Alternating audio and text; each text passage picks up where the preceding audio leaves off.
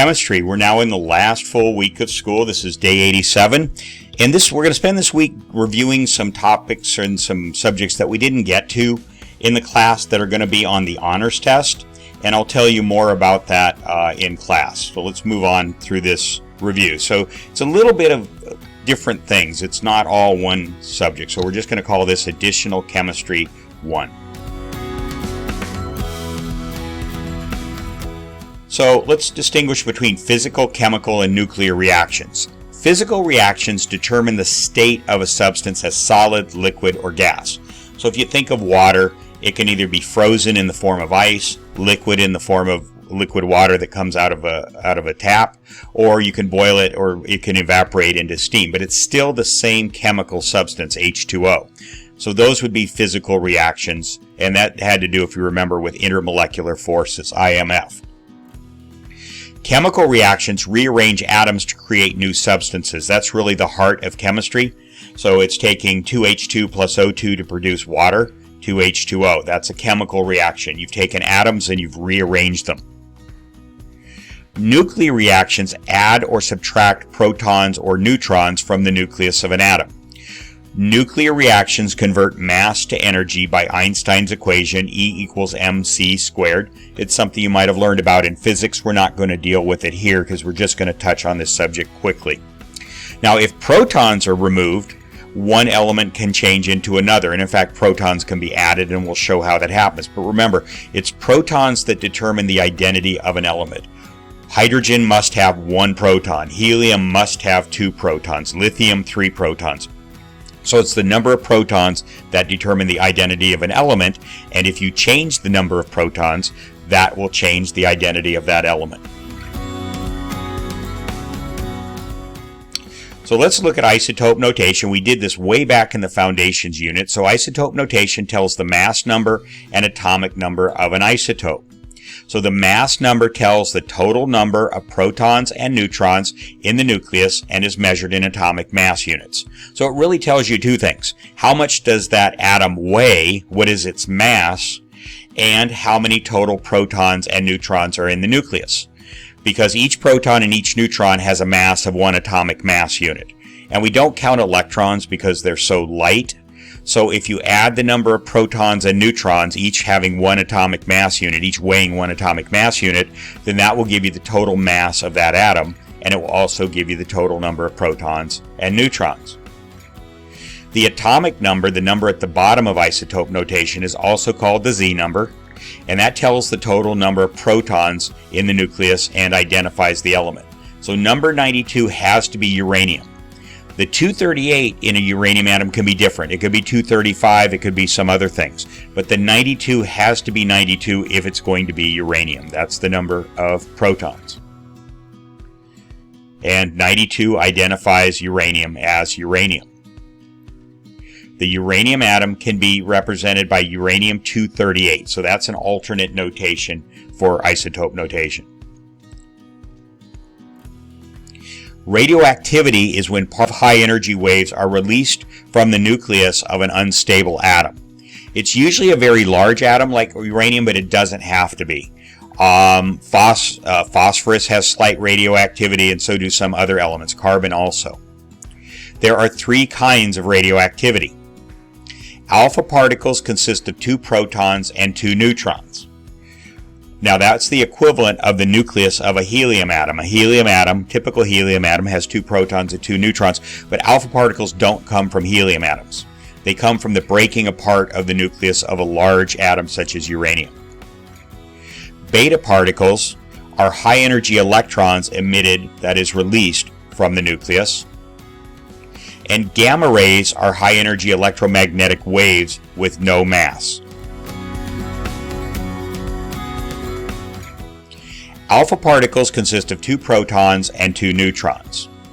When a uranium atom that has a Z number, an atomic number of 92, loses an alpha particle, it becomes a thorium atom, Z90.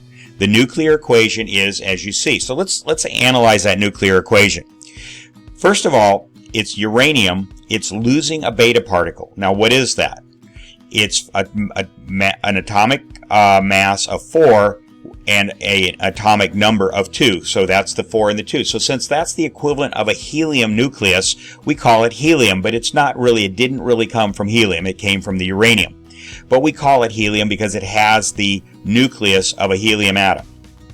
Now, thorium, let's look at thorium. Uranium started off with 92 protons, the number on the bottom, and now thorium has 90. So that makes the atomic number 90. It goes from 92 to uranium to 90. 90 represents thorium. If you look at the periodic table, it's number 90 on the periodic table. Now, in addition to losing 2 protons, it also lost 2 neutrons. So if you look up at the top, uranium is 238. That's total protons and neutrons. The helium is 4. It's 2 protons plus 2 neutrons. So that's a total of 4. So if you subtract 238 minus 4, you get the thorium has a mass of 234. So the numbers on the right and the left have to add up to each other. 234 plus 4 equals 238, and 90 plus 2 equals 92. So that's how a nuclear reaction is written. You notice there's no coefficients in front of the uranium or thorium or helium. We don't balance it the way we would balance a chemical equation. Everything is done purely by counting protons and neutrons in the nucleus. That's why it's called a nuclear reaction. The whole reaction takes place due to a change in the nucleus of an atom. So the loss of 2 protons reduces the atomic number from 92 to 90. This changes the element from uranium, Z equals 92, to thorium, Z equals 90. And there you see the picture off to the right. There's a big uranium nucleus that's just lost an alpha particle, 2 protons and 2 neutrons. The loss of 2 protons and 2 neutrons reduces the mass number from 238 down to 234. That's 4 atomic mass units. Rutherford used alpha particles in his gold foil experiment.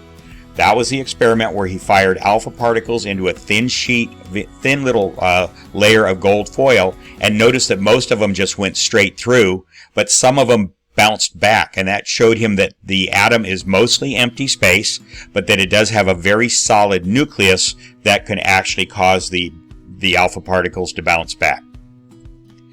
Alpha particles are the weakest form of radiation. They can be stopped by a piece of paper. I want you to remember that fact. That's why it's in red. Beta particles are high-energy electrons emitted from the nucleus. A nuclear reaction involving an iodine atom releasing a beta particle is this. So let's look at what's going on here. You have iodine. Iodine has to have an atomic number of 53, otherwise it's not iodine. Also, this particular isotope has a mass number of 131. Now, when an electron leaves, it doesn't change the mass. Remember, we say in chemistry, electrons have no mass. They're so small, we treat it like it's 0.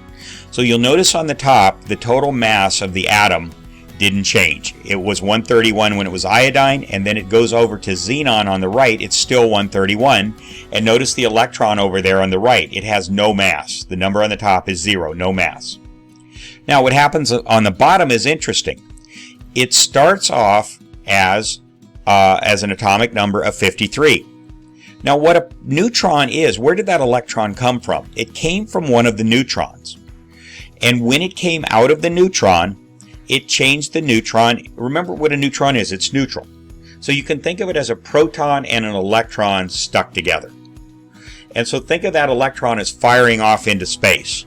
What it leaves behind is a proton. So now the atom has one more proton than it did before. Let me say that again. A neutron is neutral because it's basically a proton, positive charge, and an electron, negative charge, stuck together. If something causes that electron to fire off into space, it'll leave behind the proton, the positive charge. So what does that do? It increases the number of protons. So if you look at the bottom line there, the number of protons go from 53 to 54 because one of the neutrons turned into a proton. So that changes the identity of the element from iodine to xenon. And the charge on that electron is a -1. So now what you have is you have one more proton in the nucleus, so the atomic number went up from 53 to 54, but a proton weighs the same as a neutron. So just because you changed a neutron into a proton didn't change the mass or the weight of the atom. It's still 131. Okay, so think about that one a little bit. What's going on there?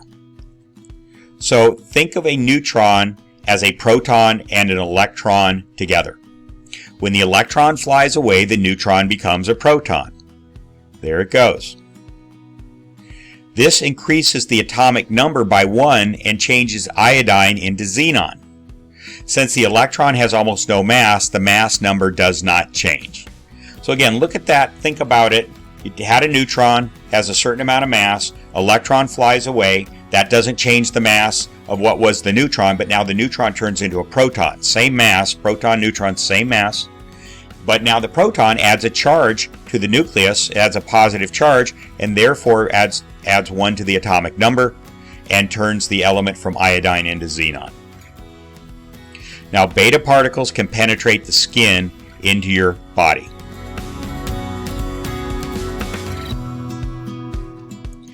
Gamma rays are high-energy electromagnetic waves with no mass. When an alpha particle is released from a large atom, we saw that a couple slides back, the remaining protons and neutrons rearrange themselves at a lower energy level, which releases some energy in the form of gamma rays. So in other words, you had, let's say in uranium, you had 238 protons and neutrons, and a beta particle fires off, as we saw a couple slides back. All of a sudden you have fewer protons and neutrons, but what they're going to want to do is they're not in their most stable configuration. They're going to rearrange themselves so that they're comfy. They're sitting down. They're comfy. Their energy level is lower. Things always want to go to lower energy level. And so when they lower their energy, that means they have to release some energy, and that energy they release is called a gamma ray. Electromagnetic waves are the type of energy we receive from the sun. We talked about this when we did the ultraviolet beads. There are 6 kinds of electromagnetic waves. In order from least to most energetic, they are radio waves. These transmit radio, television, and cell phone signals.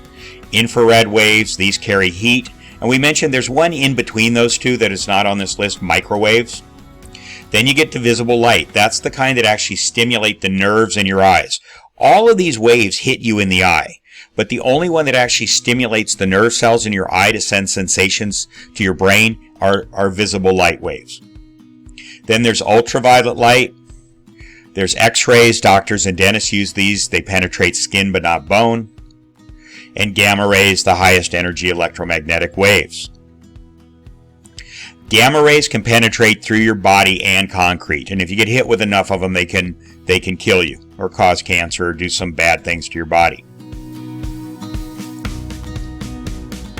So nuclear fission occurs when an atom is split by a neutron. Energy is released in a fission reaction. So let's look at what's happening here. Again, we're using isotope notation. So look at N. That's a neutron. It has a mass of 1, but it has no charge, so its atomic number is 0. It hits a uranium-235 with 235 protons and neutrons, and 92 of those are protons. What that turns it into is it splits that atom. It doesn't just break off a piece of it, it splits it. And it turns it into a barium, which has 56 protons. So it went from 92 down to 56, and a total of 139 protons and neutrons. And krypton, which is 36 protons, that's the atomic number, and 95 total protons and neutrons. And then it also releases 2 neutrons. So it releases 2 of these particles that have mass but no charge. And this is how nuclear reactions take place, is by this chain reaction of 1 neutron producing 2 neutrons, which can go off and break more uranium atoms. And if that happens over and over and over again, you have a chain reaction. And at its best, it creates nuclear power, which is a great form of energy. And at its worst, it creates nuclear bombs. Okay, so that's what's going on here. Notice, though, that all the numbers on the top add up. 1 plus 35 equals 139 plus 95 plus 1.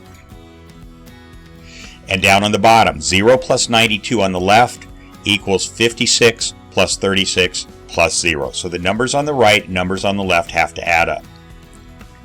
In this reaction, a single neutron strikes a uranium-235 atom. The U-235 splits into barium-139 and krypton-95 in a process called fission. The word fissure or fission means to split. 2 free neutrons are produced. If there's enough uranium-235 in the area, these neutrons will split more atoms, two more atoms, in a chain reaction. Also, 200 million electron volts of energy are produced with each of these fission reactions. This is the mass converted to energy by Einstein's equation, E equals mc squared. A loss of mass occurs only in nuclear reactions. In chemical reactions, we treat mass as though it's conserved, but in nuclear reactions, it can be converted into energy. Nuclear fusion is when hydrogen atoms combine to form a helium atom. As with fission reactions, fusion reactions produce energy. So it's a little more complicated than this equation, but I'm trying to keep it simple. It's two hydrogen atoms. And by the way, this is a special kind of hydrogen called deuterium. So notice it has one proton and one neutron. Generally, we don't think of hydrogen as having a neutron, but it has a mass number of 2, which means it has a proton. It has to be hydrogen, plus one neutron. And when these two deuterium atoms smash together, they form a helium atom, which is a atomic number of 2, that's helium, and it has 3 neutrons, and one of the neutrons then flies off into space. In this reaction, 2 hydrogen atoms, each with 1 proton and 1 neutron, this isotope of hydrogen is called deuterium, collide and produce a helium with 2 protons and 1 neutron. The neutron is released along with energy. Both chemical and nuclear reactions, A, cause changes in energy, and B, can be represented by balanced equations. So again, the way you balance a nuclear equation is the way you see on the screen. The numbers on the top on the left have to equal the numbers on the top on the right. Same for the bottom. So a radioactive isotope, we're going to move on to, I take it back, we're not moving on to something else. A radioactive isotope is an isotope that loses mass as time passes. It just decays. It wastes away. The time it takes for 1/2 of the mass of an isotope to decay is called the half-life of the isotope. So example, a reactant has a concentration of 8 molar and a half-life of 1 minute. What will the concentration of the reactant be after 3 minutes? So the answer is, look at the table over there. At 0 times 0, when you start your stopwatch, it has a concentration of 8 molar. 1 minute later, which is the half-life of this substance, it's cut in half. The concentration is now 4 molar. Another minute later, that 4 is cut in half to become 2 molar. And another minute later, that 2 is cut in half to be 1 molar. So the answer is, after 3 minutes, the concentration will be down to 1 molar. So you cut in half the amount that's left at each time interval. So 8 goes to 4, 4 gets cut in half to 2, 2 gets cut in half to 1, and that's called a half-life. Now this is a different subject, a fairly simple one though. Let's say you perform a stoichiometric calculation for the following reaction.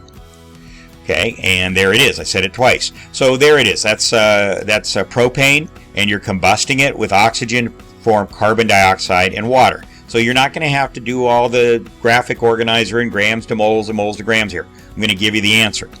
Let's say you determine that 25 grams of water should be produced. In your experiment, however, you only obtain 20 grams of water. What is the percent yield of the experiment? So the percent yield is how much did you get compared to how much did you think you should have gotten based on your stoichiometry calculation. And it's a real simple calculation. It's kind of like mass percent that we did before. The percent yield is calculated as actual yield, which you actually got in the lab of water. And in this example, it would be 20 grams over theoretical yield, which you should have gotten based on the stoichiometry, which is 25 grams in the problem above, times 100%. So it's 20 over 25 times 100, and that equals 80%. So that's called percent yield. It's a pretty simple calculation, and again, it's done just like we did mass percent when we were doing concentrations. All right, and that takes care of this lesson 1. We'll do another one of these lessons to just fill in some gaps in the knowledge from this semester, and this will get you ready for the honors exam.